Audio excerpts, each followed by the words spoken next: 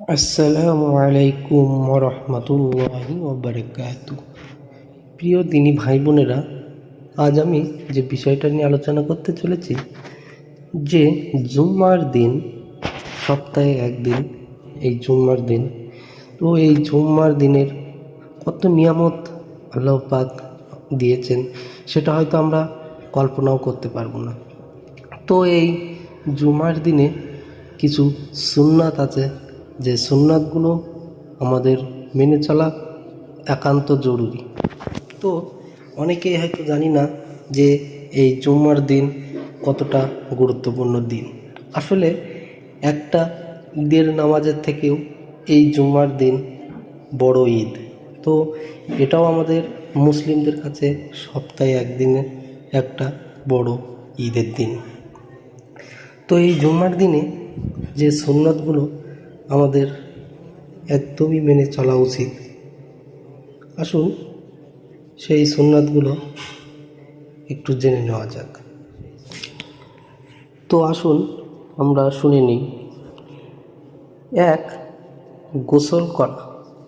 এটা হলো বুখারী 877।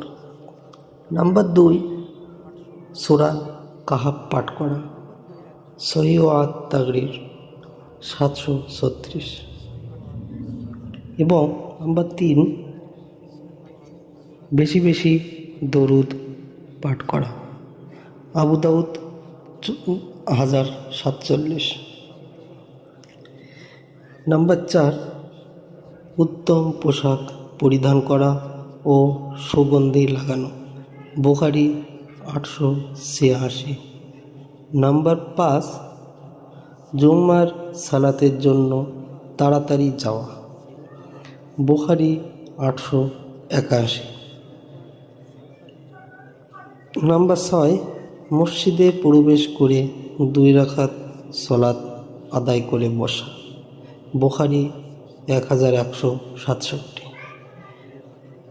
নাম্বার 7, মুসল্লিদের ইমামের দিকে মুখ করে বসা, তিরমিজি 509।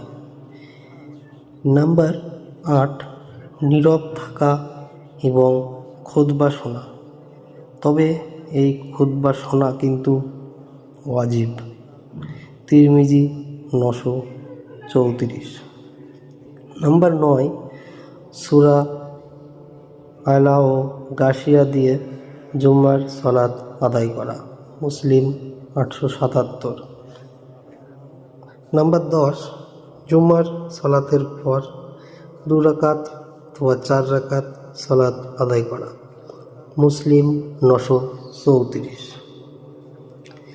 নাম্বার 11, বেশি বেশি দোয়া করা, বিশেষ করে আসরের শেষ দিকে, বুখারী 1048।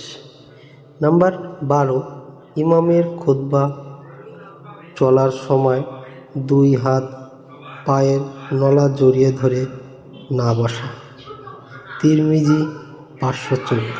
তো এই যে আমলগুলোর কথা আমি বললাম, এই আমলগুলো অবশ্যই আমাদেরকে মেনে চলা উচিত। তো দেখা হবে পরের ভিডিওতে।